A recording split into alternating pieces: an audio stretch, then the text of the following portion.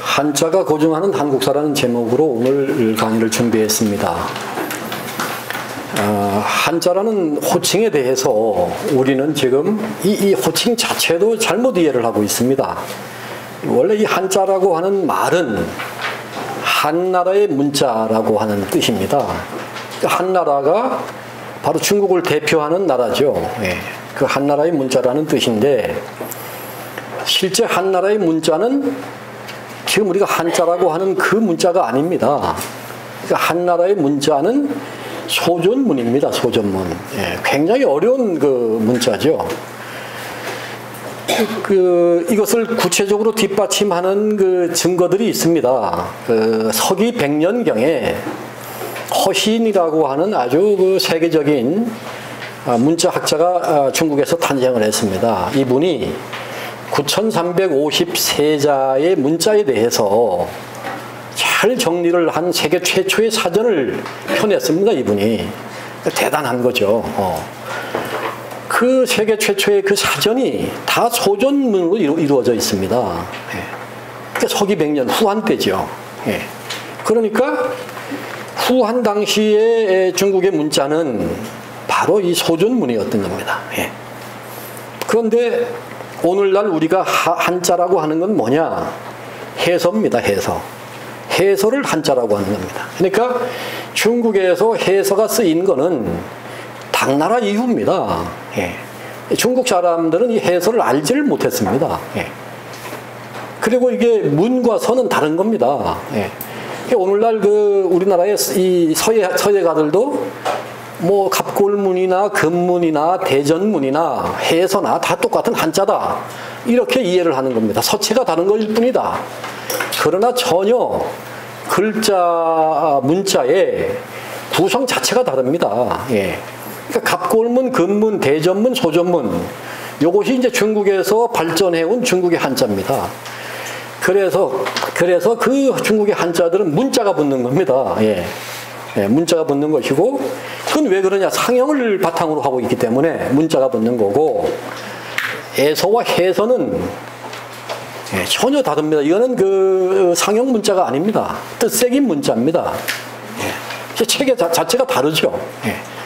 그런데 이걸 우리가 제대로 이해를 못하고 해서를 한자다, 이렇게 얘기를 하고 있는 겁니다. 그러니까 중국이 우리 해서를 알고 나서 중국의 소존문을 버리게 되는 겁니다. 그 문자가 경쟁력이 없어서 소존문은 도태가 된 겁니다. 그리고 이제 우리 해서가 중국의 문자가 되면서, 그러면서 이제 한자 하면 중국의 이 해서가 한자다, 이렇게 돼버리는 거죠. 근데 한자는 본래 우리 대한민국에 한자를 써서 한자라고 해야 맞는 거죠.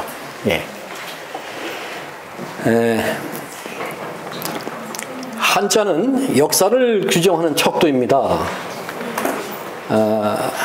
우리나라의 경우에 세종대왕이 여러분 잘 아시는 우리 한글을 만들기 이전까지, 창제하기 이전까지, 일본에서는 이제 히라가나가 정착되기 이전까지 동북아시아 유일의 문자가 한자입니다. 이 해서입니다. 해서. 그래서 이것이 한자가 곧 국가의 시작을 알리는 가장 중요한 척도로 그렇게 인식이 되어 왔습니다. 이 한자가 얼마나 중요한가? 우리나라의 강단 학자들이 우리 역사를 부정할 때 어떤 논리로 부정하느냐, 우리가 이걸 살펴볼 필요가 있습니다. 이것은 이제 김원용 박사, 아주 유명한 우리나라의 대표적인 그 학자죠. 우리나라 역사를 거의 체계를 세운 분이죠. 김원용 선생이 이제 주장한 내용인데, 단군 시대의 연대는 고고학적으로 보아. 여기서 중요한 게 고고학적으로 본다는 것을 여러분들이 염두에 두셔야 됩니다. 사실 이분은 고고학자입니다. 그게 무슨 얘기냐? 고고학자는 유물을 발굴하는 게 본업입니다. 그분들은. 그러니까 자기네들이 하는 거는 유물을 발굴하는 건데, 그 유물 발굴이나 잘하면 되는데, 유물 발굴도 제대로 못하는데 이렇게 역사를 평가를 하면 이건 안 된다는 거죠. 그분들의 전공 분야가 아닌데 우리나라는 상고사 하면은 삼국시대 이전의 역사를 통칭해서 우리가 상고사라고 합니다. 그 문헌 사료가 없으니까 이렇게 고고 학자들이 그 삼국시대 이전의 역사를 주도해서 주장을 하는 겁니다. 연구를 해서 주장을 하면 좋겠는데 연구는 안 하고 이렇게 주장만 하는 겁니다. 예. 단군시대 연대는 고고학적으로 보아 신석기 시대에 해당되는데 세계에서 돌도끼로 나무를 찍던 시기에 나라가 생긴 곳은 아무데도 없고 이때는 추장이 있는 촌락 단계였다. 그래서 고대 국가는 문자가 생기고 청동도구라는 도구혁명이 일어나는 단계에서 생긴다. 예. 따라서 단군은 신석기 시대 후기 또는 청동기 시대의 생활문화 단계를 반영하는 이상적 상징적 족장신이며 사람이 아니다 이건 신이라 이겁니다. 그 민족과 문화가 오늘의 우리와 직결된다는 점에서 우리 민족의 조상신으로서 숭배하는 것은 좋으나 이것을 역사적 실제 인물로 보는 것은 불가능하다. 역사적 인물이 아니다 하는 거죠. 예. 신화적 인물을 역사 인물로서 국사 교과서에 내놓는 것은 현재의 발달된 우리나라로서는 국가적 체면과 관계된 문제일 뿐만 아니라 우리 학계 전체의 체면과 관계되는 것이다. 청동기 시대는 청동의 사용과 바퀴의 발명으로 기동력이 생긴다. 특히 문자의 발명이라는 문화적 특징을 가지고 있으며 문자는 국가체제 유지에 절대 필요한 것이었다. 법령은 말로 실시할 수 없으며 문자와 기록이 있어야 가능하고 이로써 국가가 생길 수 있는 것이다. 이러한 것을 미루어 생각할 때 우리나라의 한자 사용이 시작된 기원전 3, 4세기경에 국가가 형성된 것으로 고고학에서는 생각한다 이겁니다. 예. 문자가 없었다 이런 얘기를 하는 겁니다. 예. 고고학적으로 증명할 게 아무것도 없다. 문자가 없는 민족이 어떻게 나라를 세웠느냐 이거 말이 안 되는 거다 이렇게 얘기를 하는 겁니다. 이 내용은 윤종영 선생이 쓰신 국사교과서 파동 64, 65쪽에 실려있는 내용입니다. 우리나라 고고학 상고사에 상고사 학회를 만들어서 그 상고사 학회를 장악해 오신 분이 최몽룡 선생인데 최몽룡 교수인데 이분이 이제 김원용 교수의 수제자입니다. 예.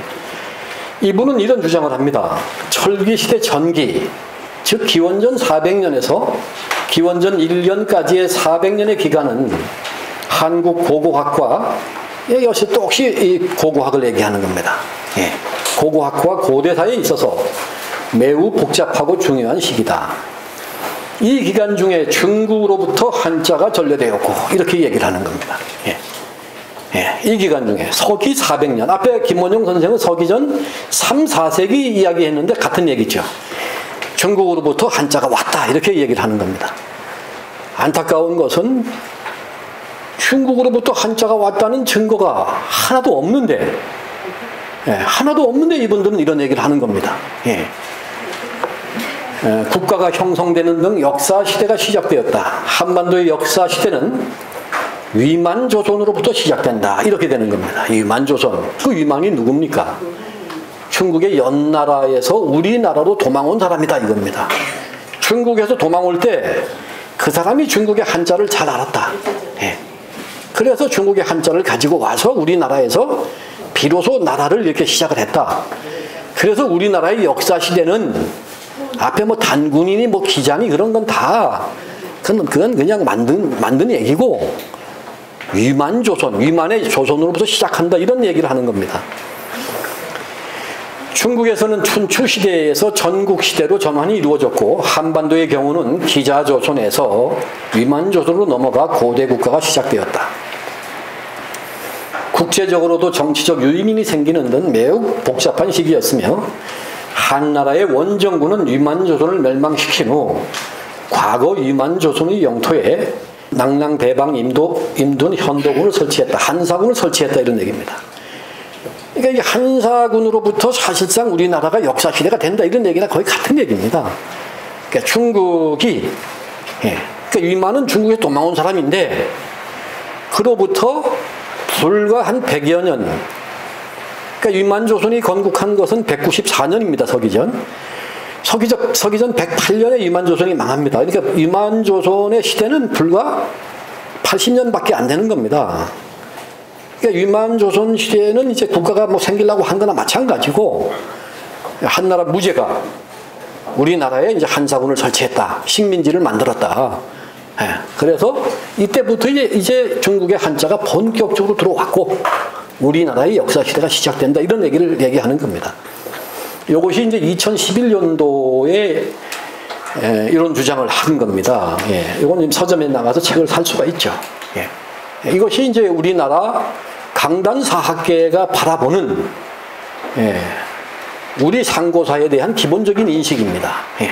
여기서 중요한 건 문자, 한자를 가지고 얘기한다는 거. 예. 이것을 이제 인식하시면서 이해를 하시면 도움이 되겠습니다. 그렇다면 이제 중국에서, 그 잘난 중국에서 문자가 처음 사용된 시기가 언제냐? 이걸 우리가 볼 필요가 있습니다. 예. 중국에서 최초로 사용된 문자가 갑골문입니다. 갑골문은 거북이의 그 배껍질이나 소의 포유류 큰 그 동물의 이제 견갑골 이런 데다가 문자를 새겨 놓고 요것을 그 숯불 위에다 얹어 놓습니다.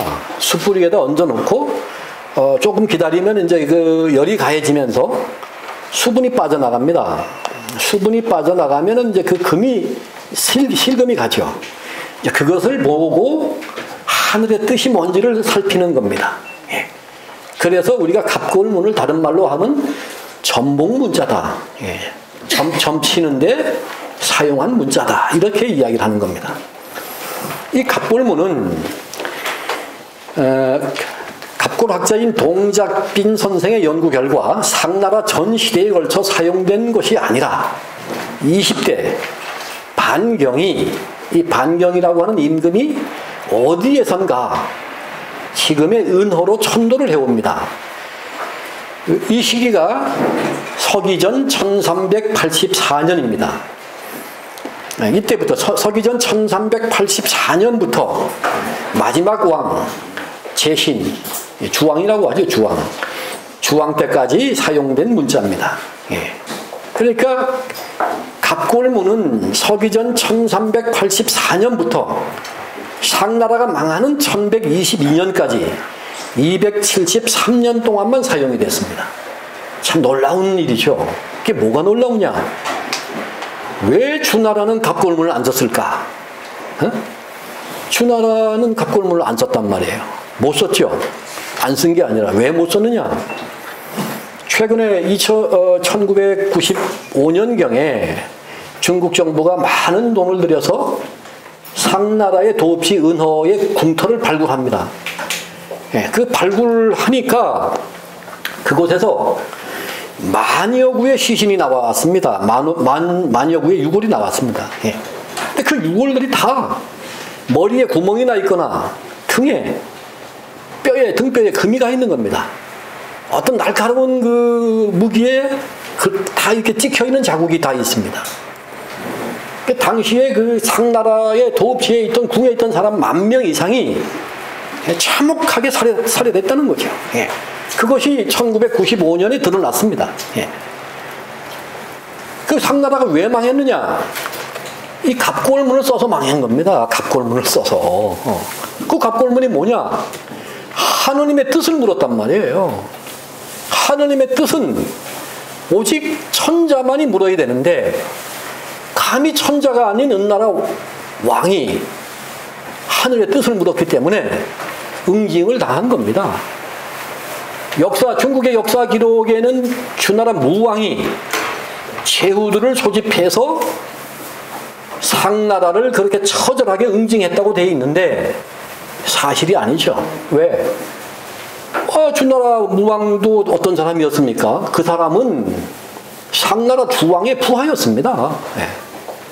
어떻게 부하가 그런 하극상을 일으켜서 중국의 왕을 그렇게 왕과 궁궐에 있는 사람들을 참혹하게 죽인 수가 있겠습니까? 예. 예. 이건 말이 안 되는 얘기죠. 그 무왕은 그럼 왜 그렇게 했느냐? 나중에 말씀드리겠습니다만 단군 왕검이 지시를 해서 감히 이놈이 주나라 이놈들이 감히 하느님의 뜻을 묻고 있다. 이놈 용서할 수가 없다. 이렇게 해서 응징을 한 겁니다. 예. 이건 명백한 진실입니다. 나중에 제가 책에서 이거 밝히게 될 건데 어찌됐거나 지금까지 우리나라 학자들은 중국에서 문자가 시작이 됐다고 보는 겁니다. 갑골문으로부터 시작을 했다. 그러니까 중국이 문자를 만든 중국이 고작 서기전 1384년에 문자를 처음으로 쓰기 시작했는데 아니 우리나라가 문자도 못 만든 주제에 우리나라가 이거보다 중국보다 1000년 앞서서 나라를 열었다고 하면은 이게 말이 안 되는 거죠. 예. 우리나라 역사학자들이 볼 땐 그런 겁니다. 예. 문자를 만든 중국도 서기전 1384년경에 와서야 나라가 비로소 형태를 갖추는데 어떻게 문자도 없는 우리나라가 서기전 2333년에 조선이라고 하는 나라를 만들 수가 있겠는가? 그 말이 안 된다 이렇게 보는 겁니다. 예. 이게 문자가 이렇게 중요한 거죠. 예.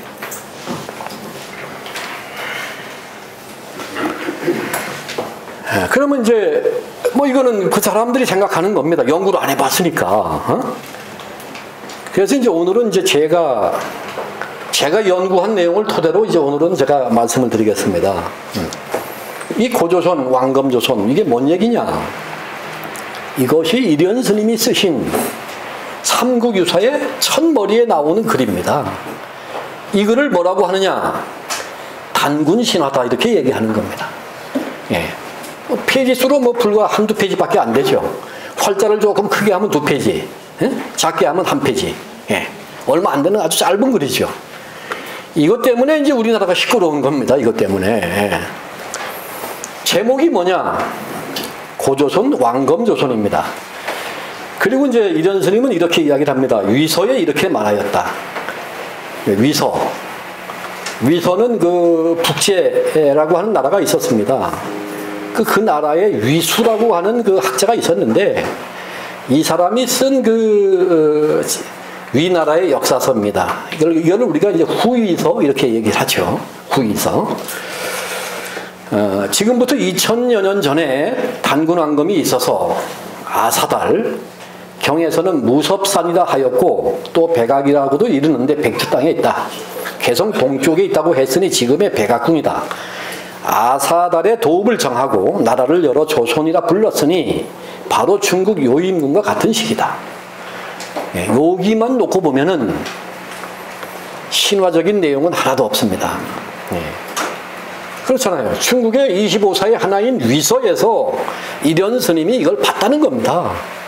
예, 위서에 이 내용이 있는 것을. 예. 그러니까 우리나라 역사학자들은 지금 얼마나 자세가 잘못됐느냐. 아니 이것조차도 연구를 안 하는 겁니다. 예, 이것조차도. 위서에서 봤다고 하는데 이렇게 되면 신화라고 하면 안 되죠. 위서. 여기에는 신화적인 내용이 하나도 없잖아요. 아주 간략하지만 중국의 25사의 하나인 위서에 이렇게 있는데 문제는 이 위서가 현재 20편이 없어졌습니다. 20편이 없어진 겁니다.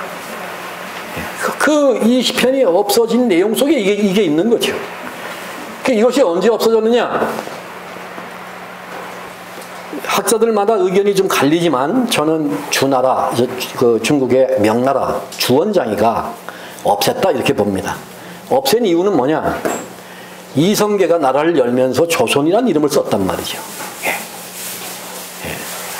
그 조선이라는 이름을 썼는데 나중에 보니까 이 조선이 국명이 고조선, 단군조선에서 시작을 하는 국명인 거야, 이게. 그 고조선이 어떤 나라냐? 이게 천자국인 거야. 세계를 지배했던 엄청난 나라인 거야. 그러니까 이성계가 이 조선이라는 국명을 썼다는 건 지가 천절하겠다는 얘기나 마찬가지 아니겠습니까? 그래서 그때 난리가 벌어진 겁니다, 중국에서. 중국의 주원장이가 난리를 친 거죠. 이성계 저놈이 이거 역힘을 품은 거 아니냐? 어떻게 감히 조선이라는 국명을 쓰느냐? 이래서 그 당시에 우리나라는 이 사죄, 주원장이한테 사죄하는 사신을 보냅니다. 예. 권근이 가죠. 가서 엎드려서 우리가 본받은 조선은 그 단군의 그 위대한 조선이 아닙니다. 이렇게 얘기를 하는 겁니다. 그 뭔 조선이냐? 그 중국에서 도망온 그 위대한 중국, 큰 나라에서 도망온 기자가 세운 조선. 우리는 그것을 본받은 겁니다. 이렇게 이야기를 하는 겁니다. 예. 그러면 이제 그 증거를 보여라. 이러니까 이성계가, 태조가 신하들에게 명령을 해서 평양에다가 기자의 가짜 무덤을 만들고, 예, 기자 사당을 만들고, 이런 일까지 벌어졌던 겁니다. 그것만 가지고도 안심할 수가 없어서, 예, 명나라에서 바로 이 단군의 기록이 있는 이것을 다 없애는 겁니다. 예, 다 없애는 겁니다. 아무리 봐도 이거 고조선, 이 위대한 나라는 중국 자기들이 계승한 나라가 아닌 것 같거든요. 예, 아무리 봐도. 예, 그거 있으면 안 되겠단 말이죠. 그래서 이걸 없앤 겁니다. 그래서 지금은 우리가 위서에서 이걸 볼 수가 없습니다. 이런 스님은 위서를 이렇게 자기가 봤다고 해놓고 또 한편 이렇게 얘기합니다. 고기에는 이렇게 말하였다. 이게 우리나라 역사책에 이런 내용이 있다 하는 얘기입니다. 예, 여기서 이제 문제가 생기기 시작하는 거죠. 옛날 환인의 서자, 예, 제석을 말한다. 이 제석이 누구냐? 이게 하느님입니다. 예, 하느님. 하느님의 서자 환웅이 자주 천하의 뜻을 두고 인간 세상을 탐내어 구하였다. 아버지가, 하느님이 아들의 뜻을 알고는 삼위 태백을 내려다보니 인간을 널리 이롭게 할 만하여, 홍익인간이죠. 예. 즉시 천부인 세계를 주어 내려보내 인간 세상을 다스리게 하였다. 환웅이 무리 3,000명을 거느리고 태백산 꼭대기 신단수 아래로 내려왔다. 이곳을 신시라하고 이분을 환웅청왕이라고 한다. 풍백우사 운사를 거느리고 곡식, 생명, 질병, 형벌, 선악 등 인간 세상에 360여 가지 일을 주관하여 인간 세상을 다스려 교화하였다. 그 당시 곰 한 마리와 호랑이 한 마리가 이게 문제가 되는 겁니다. 예. 같은 굴 속에 살고 있었는데 항상 환웅에게 사람이 되기를 기원하였다. 이때 환웅이 신령스러운 쑥 한 다발과 마늘 20개를 주면서 말했다. 너희가 이것을 먹되 100일 동안 햇빛을 보지 않으면 곧 사람의 형상을 얻으리라. 그래서 곰과 호랑이가 그것을 받아 먹으면서 37일 동안 기도했는데 곰은 여자의 몸이 되었지만 웅녀가 되었지만 호랑이는 금기를 지키지 못하여 사람의 몸이 되지 못하였다. 그러나 웅녀는 혼인할 상대가 없었으므로 매일 신단수 아래에서 아이를 가질 수 있게 해달라고 빌었다. 환웅이 잠시 사람으로 변해 그녀와 혼인하여 아들을 낳았으니 단군 왕검이라고 불렀다. 이렇게 되는 겁니다. 이게 말이 안 되는 얘기잖아요. 과학적으로. 이건 사실은 우리 역사를 비의적으로 표현을 한 것인데, 비의적으로. 근데 이것을 이제 과학의 잣대로 들이대서, 무슨 곰하고 사람이, 이게 곰이 어떻게 사람이 될 수가 있겠느냐. 이게 말 안 되는 얘기다. 이거 볼 필요도 없다 이거예요. 이거 애당초 이거 말도 안 되는 건데, 뭐 이런 얘기를, 역사라고 하느냐. 예, 이렇게 되는 거죠. 예. 그래서 오늘 이 시간에는 이 단군 사화에 나오는 내용 중에서 고조선이라고 하는 내용, 그 다음에 환인, 환웅, 단군 왕검, 쑥을 가리킵니다. 애는 쑥입니다. 산은 마늘입니다. 이 6가지를 중심으로 좀 살펴보겠습니다. 그래서 우리가 먼저 이제 우리나라 학자들은 그 단군 사화를 어떻게 인식하느냐, 이걸 먼저 살펴봐야 됩니다. 단군 사화는 입에서 입으로 구전되어 내려왔다, 이렇게 보는 겁니다. 입에서 입으로 구전되어 내려오다가 이변 스님에 의해서 처음으로 이게 체록이 된다. 설화가, 신화가 입에서 입으로 전승되어 오던 것이 일현 스님에 의해서 체록이 돼서 삼국유사라고 하는 책에 실리게 됐다. 이렇게 이야기를 하는 겁니다. 근데 저는 고조선, 환인, 환웅, 단군, 안검, 애, 산 이런 한자를 중심으로 이건 전승되어 온 게 아니다. 입에서 입으로 전승된 게 아니고 문헌 사료에 의해서 전승되어 왔다. 지금은 우리가 일현 스님이 쓴 삼국유사밖에 볼 수밖에 없지만 더 많은 우리나라 역사책이 있었다. 더 많은 역사책이. 그게 어디로 가느냐? 일본 놈들에 의해서 우리나라가 망할 때 일본 놈들이 다 가져간 거죠. 그 역사책이 있는 겁니다. 문헌 사료에 있었다. 분명히. 그렇지 않다면 이런 한자가 만들어질 수가 없었다. 이런 얘기를 제가 하는 겁니다. 그걸 증명하려고 하는 겁니다. 한자는 거대한 사료 창고다. 이 강단사학계, 우리 강단사학계를 장악하고 있는 분들이 바로 뉴라이트라고 하는 분들입니다. 이분들이 대체적으로 이제 뉴라이트가 오늘날 우리 윤석열 대통령을 몇 겹으로 포위하고 있죠. 그러니까 이 역사가 왜 중요하냐? 뉴라이트들은 기본적으로 사대주의를 가지고 있습니다. 이분들은 우리 역사를 우리의 시각에서 보지를 못합니다. 큰 문제죠. 그러니까 이분들은 항상 사고의 중심에 중국이 있고 일본이 있고 미국이 있습니다. 그 거대한 나라들을 중심으로 그들의 시각에서 우리나라를 이해하려고 듭니다. 그러니까 우리의 시각으로 우리의 역사를 이해를 해야 되는데 다른 나라의 시각으로 우리 역사를 이해하려고 하니까 이 뉴라이트들은 우리 역사를 부정하게 되는 겁니다. 근데 이분들이 대표적으로 부정하는 게 뭡니까? 우리 근대사가, 우리 민족의 근대사가, 우리나라의 근대사가 우리 주체적으로 이루어진 게 아니고 일본이 우리나라를 식민 지배하면서 우리가 근대화되기 시작했다. 이게 얼마나 고마운 일이냐 이겁니다. 일본이 우리나라를 지배해 준 게 얼마나 감사한 일이냐. 우리나라를 근대화 시켜줬으니까. 그래서 전기도 끌고 오고 철도도 놔주고 공장도 지어주고 그게 다 일본이 해줬다 이거요. 그런데 일본을 그렇게 미워하면 안 된다 이겁니다. 그러한 시각이 윤석열 대통령의 대일 정책에 반영되고 있는 겁니다. 저는 윤석열 대통령이 성공하기를 학수고대합니다. 학수고대하는데 뉴라이트들에 의해서 포위된 상태에서는 제가 볼 때 성공하기는 어려울 것이다 라고 이해를 합니다. 왜 그러냐? 역사를 우리 민족의 시각에서 봐야 되는데 그걸 못 보고 있다. 안타깝다. 이 뉴라이트들은 이렇게 이해를 합니다. 이성계가 세운 조선 이전에 존재했던 모든 조선을 고조선이라고 한다. 이성계가 새로운 조선을 열었다 이겁니다. 그게 신조선. 이성계가 신조선을 열었으니까 그 앞에 있었던 나라는 다 고조선이다. 이렇게 이야기를 하는 겁니다. 근데 여러분들이 우리 아까 단군 사화 보셨잖아요. 거기에 기자조선, 임만조선 얘기는 안 나오지 않습니까? 고조선은 단군조선을 의미하는 거지. 기자조선, 임만조선까지를 고조선에 포함시키면 안 되는 겁니다.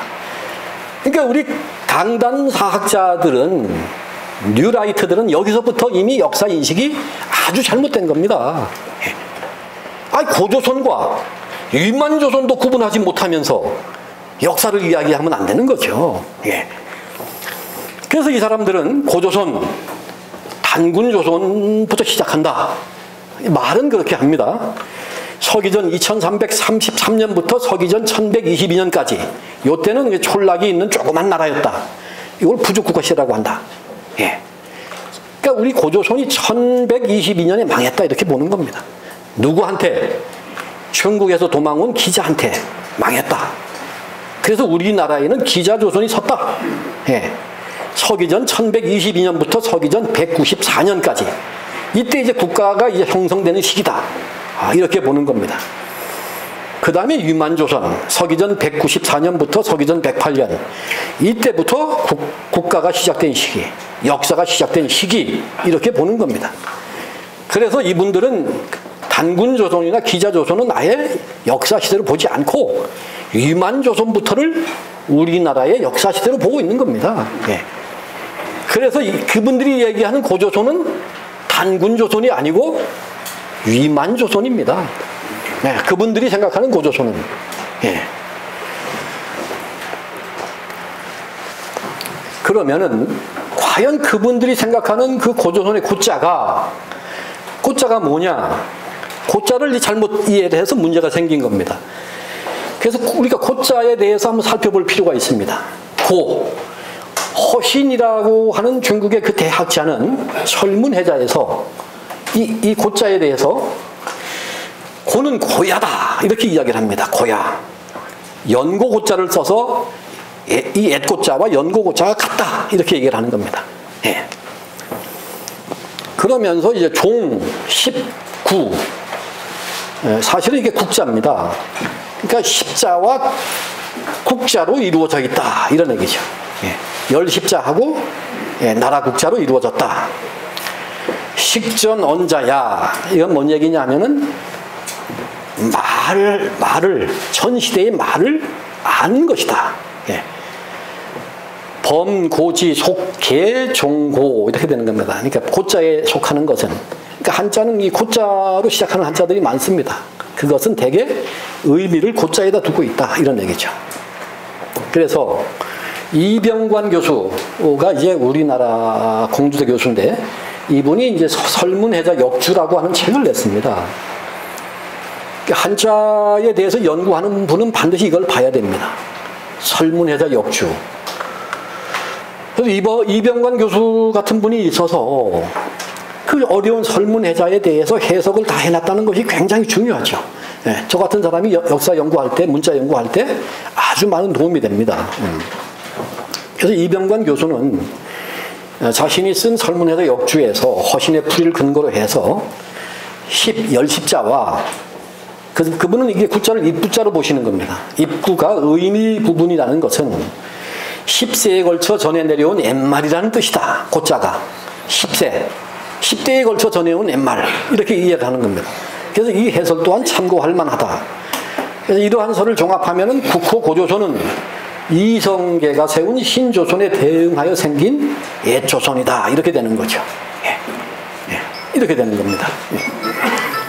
그런데 이건 아주 잘못된 것이다 하는 걸 제가 얘기하는 겁니다. 고조선의 고자 여기에서 열십자는 뭐냐? 열십자 십천간의 상징이다 이겁니다. 십천간. 예. 십천간의 나라 그게 고자입니다. 십천간의 나라. 그 12열십자가 이게 뭐냐? 천자국, 천자 또는 천자국 통치자들을 상징하는 수다 이렇게 얘기를 하는 겁니다. 예, 제가 오늘 이거를 세계에서 처음으로 밝혀서 여러분에게 처음으로 설명하는 겁니다. 예, 고조선의 고자 이게 옛을 의미하는 게 아니고 십천간의 나라를 의미한다. 예. 그 십천간이 뭐냐? 온 세상을 지배하는 천자국의 통치자를 십천간이라고 한다. 어떤 사람들이냐? 가불병정, 무기경신, 임계 이렇게 10분이 있는 겁니다. 예. 이분들을 십천간이라고 하는데 10분을 토탈해서 십천간이라 하기도 하고 또는 십천간은 마지막 10번째 천간, 개천간을 십천간이라 하기도 하는 겁니다. 그래서 이 개자에 보면은 이분이 천자이기 때문에 하늘 천자가 들어가 있는 겁니다. 개자에. 그냥 있는 게 아니고. 허신의 설문해자는 10을 수지 구야로 설명하고 있습니다. 즉 수를 이제 다 갖춘 것이다 이렇게. 이 수는 여기서 수를 얘기 안 하니까 이게 어려운 건데 천간의 수를 다 갖춘 것이다 이렇게 얘기하면 이제 좀 이해가 될 텐데. 이 간 여러분 이 역사와 문화가 굉장히 중요합니다. 우리나라는 통치자를 간이라고 부른 적이 있습니다. 예. 간이라고. 중국은 통치자를 왕이라고 하는데 우리나라는 왕이라고 하지 않고 간이라고 했단 말이죠. 예. 그러니까 간이 우리의 것이고 거기에 자부심이 있기 때문에 간이라고 했던 겁니다. 대표적인 분이 누굽니까? 박혁것의 거서간. 예, 간이라고 했습니다. 또 마립간 이렇게 간이라고 했단 말이죠. 그러니까 우리가 천간과 관련이 있는 나라임을 알 수가 있는 거죠. 예. 그런데 아주 구체적인 증거가 있습니다. 자, 천지가 개벽한 이래 이 땅에는 아직 나라의 이름이 없었고 또 임금과 신하의 명칭도 없었다. 다만 아도강, 여도강, 피도강, 오도강, 유수강, 유천간, 신천간, 오천간, 신귀간 등 9간이 있었는데 이렇게 나오는 겁니다. 예. 9천간, 9분의 간이 있었다. 예? 이들 추장이 백성들을 통솔하였으니 모두 만호에 7만 5천 명이었다. 백성들은 대부분 산이나 들에 살면서 우물을 파서 물을 마셨고 밭을 갈아 밥을 먹었다.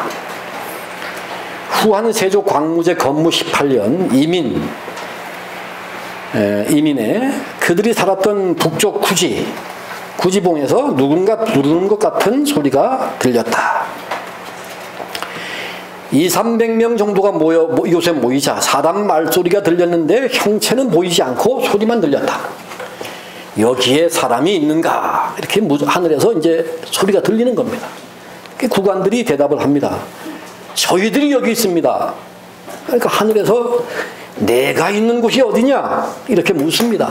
그러니까 구지봉입니다. 이렇게 대답을 했습니다. 그러니까 하느님께서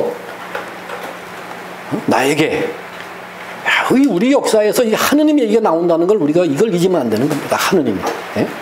하느님 이야기를 하는 나라가 지구상에 딱 2나라가 있습니다. 이게 어느 나라입니까? 하나 우리나라고 하나가 이스라엘인 겁니다. 예. 근데 여러분 우리나라의 하느님, 우리나라의 천손의식과 이스라엘 민족의 선민의식은 다른 겁니다. 교회 다니는 많은 분들이 착각을 하고 있는 게 하느님 백성이라고 하니까 다 같은 거 아니야? 이렇게 생각을 하시는데 선민의식은 일을 시키려고 하느님이 선택한 백성이다 이런 얘기입니다. 선민의식은.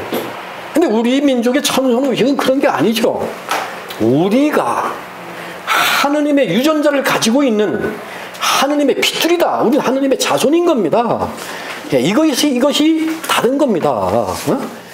하느님으로부터 선택된 사람들하고 하느님의 유전자를 가지고 있는 그 핏줄을 가진 사람들하고 같은 게 아니죠. 예. 우리 민족이 이래서 하느님 얘기를 자꾸만 하는 겁니다. 예. 하느님께서 나에게 명하시길 이곳에 와서 나라를 세우고, 예. 우리 민족은 항상 나라를 열 때 이게 하느님의 명령이 있어야 되는 겁니다. 예. 하느님의 명령을 받고 내려온 하느님의 아들, 그분이 누굽니까? 하늘천, 아들이니까 천자라고 하는 말은 이 하느님의 아들이 천자인 겁니다. 중국의 천자들은 뭡니까? 아버지, 어머니가 다 있어요. 예? 천자가 아니죠, 그 사람들은. 하늘의 아들인데 어떻게 아버지가 있고 엄마가 있겠습니까? 근데 여러분, 박혁것의 아버지 누굽니까? 아버지 없잖아요. 어머니가 누군지 알 수가 없습니다. 그래서 하늘에서 왔다고 하는 겁니다. 하늘의 천마가 가지고 온 하늘에서 싣고 내려온 그 아래에서 부화가 돼서 박혁거세가 나왔다는 거 아닙니까? 과학적인 것은 아니지만 그런 의식이 있어야 천자가 되는 겁니다. 예? 꼭 과학만 가지고 얘기할 건 아니다 이거죠, 역사에서는. 예. 그러한 문화와 의식이 있다는 게 중요한 겁니다. 예.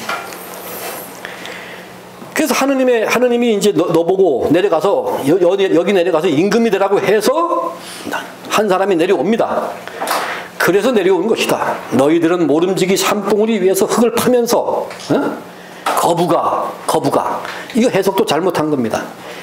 구하를 이렇게 해석을 했는데 거북님이시여 거북님이시여 이렇게 해석해야 바릅니다. 거북님이시여 거북님이시여 머리를 내어라. 또 잘못 해석한 겁니다. 대가리를 내놓아라 하는 게 아니고 우두머리를 내놓아라 이겁니다. 우두머리. 천자를 내놓아라 이겁니다. 우리를 다스려 줄 그 현명하고 덕이 있는 하느님의 아들을 내려보내달라 이겁니다. 지금 국가는 모여 있습니다. 한 사람이 없는 거예요. 천자가 없는 겁니다. 그 천자를 지금 내려달라고 얘기하는 겁니다. 수기현야가. 우두머리, 우리의 지도자를 주십시오. 이렇게 얘기하는 겁니다. 만일 우리의 지도자를 주지 않으면은, 우리 지도자를 하늘에서 내려주지 않으면은, 번갯불에 구워서 먹히게 된다. 이런 얘기를 하고 있는 겁니다. 이렇게 하면서 춤을 추면은, 그렇게 하면 이제 곧 천자, 대왕을 맞이하게 되어 기뻐 춤을 추게 될 것이다. 구간들이 이제 하늘에서 들리는 소리니까 그거 안 믿을 수 없잖아요. 그래서 하늘에서 이야기하는 대로 모두 기뻐하면서 노래를 불렀다는 겁니다. 그랬더니만 얼마 되지 않아 하늘을 우러보았더니 자색, 붉은색 줄이 하늘로부터 내려와서 땅에 내려오더라 이겁니다. 줄의 끝을 찾아서 보니까 붉은 보자기 속에 황금으로 된 상자가 있고 그 상자를 열어보니까 황금알 6개가 있더라 이겁니다. 또 난생을 하게 되는 겁니다. 박격것에도 아래에서 나오고 또 여기 또 이 황금알 6개에서 사람이 나옵니다. 우리나라의 통치자가 나옵니다. 사람들은 모두 놀라고 기뻐하면서 그 알을 향해 수없이 절을 하였다. 그리고 다시 보자기에 싸서 안고 아도간의 집으로 가서 탁자 위에 두고 모두들 흩어졌다. 12일이 지난 그 이튿날 아침에 다시 이제 모여서 상자를 열어보니까 알이 부화가 돼서 알이 부화가 됐다 이겁니다. 그래서 6명의 어린 아이들이 들어있더라 이겁니다. 상자 속에. 그 모습이 매우 뛰어났다. 곧 평상에 앉히고 사람들이 절을 하며 축하하고 극진히 공경하였다. 삼궁유사 가락국기에 나오는 내용입니다. 그래서 우리가 이련 스님의 삼궁유사가 굉장히 중요한 역사책입니다. 이 내용을 이해를 못하니까 뭐 야샤다 별 볼 일 없다 이렇게 얘기하지만 중요한 게 뭡니까? 우린 10명의 천간을 찾아야 된단 말이죠. 고자가 아까 제가 이 고자를 이해하려고 하면 10명의 천간 10천간이 다스리는 나라니까 10명의 천간을 찾아야 된단 말이죠. 그런데 그 황당한 이야기로 알았던 가락국기 속에 구간이 모여서 9천간이 모여서 10천간 천자를 맞이하는 의식이 이렇게 설명이 되어 있는 겁니다. 그러니까 이 가락국기가 이게 얼마나 중요한 역사이겠습니까?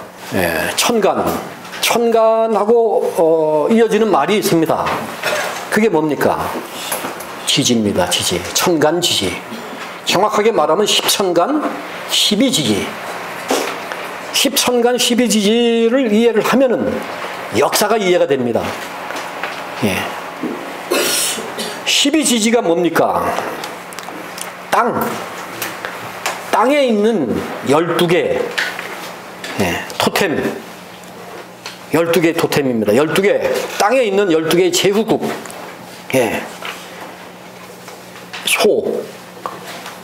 이 소의 나라가 어디에 있었느냐? 여러분 소고기 안 먹는 나라 있습니다. 어디입니까? 인도입니다. 인도가 우리 고조선의 12개 제후국 중에 하나임을 알 수가 있는 겁니다. 그래서 그들은 소를 못 먹는 겁니다. 돼지고기 안 먹는 나라들이 있습니다. 그 해에 해당하는 겁니다. 12지지. 마지막 해, 돼지. 중동입니다, 중동. 개고기 안 먹어가지고 우리 개 먹는 거 맨날 그 흉보는 나라 있습니다. 어디입니까? 유럽입니다, 유럽. 유럽이 우리 고조선 12제국국 중에 하나입니다. 우리 식민지였던 겁니다. 그 지들은 개고기 못 먹는 거죠. 개가 지들 조상이라고 생각을 했으니까. 우리는 개고기 먹어도 괜찮은 겁니다. 지들하고 우리가 다른데, 우리 뭐 먹지 말라, 뭐 야만이라고 얘기하는데, 우리가 무슨 야만인입니까? 개고기 우리 단백질 필요해서 먹는 거지, 뭐, 예. 이 호랑이, 이 나라 어디겠습니까? 우리나라입니다, 우리나라. 예, 우리나라가 고조선의 식민지였던 겁니다. 이 한반도에. 호랑이를 숭배하는 민족이 여기에 있었던 겁니다. 예. 그들의 자손들이 우리한테 섞여서 지금도 우리가 호랑이 하면은 또 껍복 죽는 겁니다. 예. 예. 그래서 그 88 올림픽의 마스코트가 호돌이였던 거죠. 예. 예. 예. 이 뱀을 또 숭배한 나라가 있습니다. 이 나라 어디입니까? 이집트입니다. 이집트가 우리나라 12개 제후국 중에 하나입니다. 예. 고조선의 12개 제후국 중에 하나였던 겁니다. 예. 예. 그 12지지는 뭐냐? 고조선의 12 식민 제후국을 뜻한다, 이런 얘기입니다. 그 근거가 있습니다. 뭐 어디에 있느냐? 인류의 시조를 나반이라 하는데, 나반이 최초로 아만을 만난 곳은 아이사타라는 곳으로 꿈속에서 천신의 교화를 받아 혼례를 치렀는데, 이 천신이 누굽니까? 이게 또 하느님이 나오는 겁니다. 그 우리 역사책에는 이렇게 줄기차게 하느님이 나오는 겁니다. 예. 우리가 바로 하느님의 자손이니까 이게 하느님의 얘기가 계속 나오는 겁니다. 예. 구한의 족속은 모두 이들의 후예다. 여기서 구한은 누구냐? 전 세계에 다 퍼져 있는 문화적 인류를 이야기하는 겁니다. 예. 이 전 세계 12개 제국이 다 우리나라 사람들이 가서 세운 거니까, 예. 전 세계 문화적 인류는 다 우리 나반의 자손이다, 이런 얘기입니다. 그 옛날 환국이 있어 백성들은 부유하고 수요도 많았다. 맨 처음 천산에 올라. 천산. 예. 지금도 예, 중국 신강성 가면은 예, 천산 산맥이 예, 해발 한 7,000m급이죠. 아주 그 멋있게 흘러가고 있죠. 예, 동북쪽으로. 예. 거하면서 득도장생 무병장수하였다. 하늘의 뜻을 받들어. 예, 또 이게 우리 하늘의 뜻을 받드는 민족입니다. 뭇 생령들을 교화하여 싸움을 없이 하고 힘써 생업에 매진케 하니 굶주림과 추위를 모르고 지낸다. 이어서 혁서환인, 즉 안팎연 환인을 이어서 혁서환인, 고시리환인, 주양환인, 석재임환인, 구울리환인으로 이어져 지위리환인에 이르는데 7분의 환인이 있었다, 이런 얘기입니다. 이를 환인 또는 단인이라고도 한다. 고기에 이르기를 파나류산, 파미르고원, 예, 그 아래에 환인시의 나라가 있어. 천의 동족자 땅이라 하고 이름하여 파나류 지국이라 하였다. 그 땅의 넓이가 남북으로 5만 리, 동서로 2만 리인데 지구 전체다, 이런 얘기입니다. 지구 전체다. 이를 총체적으로 환국이라 하며 세분하면 비리국. 이 비리국이 바로 호랑이를 숭배하는 우리 지금 한반도에 있었던 나라입니다. 비리국. 예. 양운국, 구막환국, 구다천국, 일군국, 우르국, 구모예국, 매구여국, 개편한국, 사나바국, 선비국, 수미리국, 모두 12개 나라가 있었다. 이렇게 제가 요거는 양태진 선생이 번역한 환단국이 51에서 51쪽에 있는 내용입니다. 예. 여러분, 우리가 십천간을 봤잖아요. 가라국기에서. 이제 12지지를 이렇게 보는 겁니다. 12개 제후국을 보는 겁니다. 십천간 12지지가 뭐냐? 그 탄력을 이루는 기본 형태입니다, 그게. 예? 우리나라가 일본 놈한테 망하기 전까지 탄력을 마음대로 못 만드는 겁니다. 그래서 매년 우리나라는 고종 때까지 해마다 가을에 중국이 그 당시에 천자국이니까 중국에 사신을 보내는 겁니다. 동지사라고 하는 사신을. 예. 그 왜 보냈느냐? 탄력 내려주십시오 하고 사신을 보내는 겁니다. 예. 그 탄력을 이루는 기본 형태가 뭐냐? 십천간 12지지입니다. 예. 예. 중국은 십천간 12지지가 뭔지도 모르는 나라입니다. 그 나라는. 예. 지금도 여러분들은 뭐 그냥 누구 만나면은 띠가 뭐야? 이렇게 바로 묻잖아요. 예. 우리는 이게 달력이 이렇게 중요했던 민족인 겁니다. 띠가 뭐냐 이거예요. 애들 결혼식을 시켜도 뭐 띠가 뭐야? 이렇게. 예? 띠가 안 맞으면 안 시키는 겁니다. 예. 우리 문화 속에 우리 민족이 달력을 얼마나 소중히 여겼는지 알 수가 있죠. 그럼 개띠는 뭐냐? 개띠는 개의 해에 우리 아사달에 아사달 인구가 먹고 사는 그 양식을 공급하는 나라가 개의 나라입니다. 개의 나라. 그러니까 개의 나라 유럽에서 보내오는 조곡물을 먹고 태어난 아이들 그게 개띠인 겁니다. 예. 돼지띠는 뭡니까? 예, 중동. 예, 돼지의 해에 돼지를 숭배하는 놈들이 그 보내온 그 조곡물을 먹고 태어난 아이들. 예. 그게 돼지띠입니다. 그게. 예. 예. 아주 이게 중요한 거 아니겠습니까? 이게 달력을 이루는 기본입니다. 이게. 예. 그래서 우리가 띠가 그렇게 중요했던 겁니다.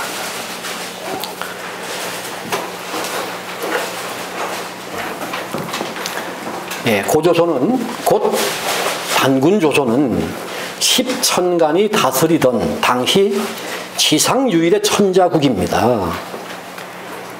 기자조선은 산동성 지역에 있었던 작은 나라, 12개 제후국에 끼지도 못하는 작은 나라, 조그만 나라, 그게 기자조선인 겁니다. 위만조선은 고조선의 우현대왕이 다스리던 마번조선입니다. 연나라에서 도망온 사람이 아니라 위만은 우리의 우현대왕입니다.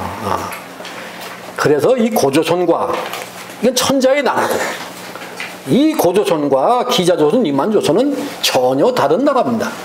같은 나라가 아닙니다. 이거를 우리 역사학자들이 같은 나라로 보니까 이게 문제가 생기는 겁니다. 예. 아주 많은 문제가 생기는 겁니다. 고, 옛 고자에 여러 훈 가운데 옛날 이런 뜻이 있는 것은 십천간이 다스리던 천자의 나라가 망해서 이제는 오래전에 옛날 역사가 됐다. 이런 얘기가 되는 겁니다. 예. 그래서 이 고자가 옛이라고 하는 훈을 갖게 되는 겁니다. 그 역사가 이제는 옛날 얘기다 이거예요. 그 나라가 망해서. 예? 예. 그게 옛날이다 이거예요. 원래 옛이라고 하는 뜻이 있던 게 아니고 고는 십천간의 위대한 제국, 예. 천자국 이런 뜻인데 그래서 이런 스님이 그 조선을 고조선 이렇게 삼국유사의 첫머리에 딱 제목으로 실었던 겁니다. 고조선 이렇게. 예? 그게 위대한 이름이니까 고자를 붙여서 고조선 제목에 이렇게 했던 겁니다. 예, 고자의 올바른 이해를 통해서 우리는 고자가 천자국을 뜻하는 거룩한 문자임을 새롭게 발견한 겁니다. 이러한 역사가 있었기 때문에 이런 스님이 삼국유사의 시작을 고조선, 왕검조선으로 했던 겁니다.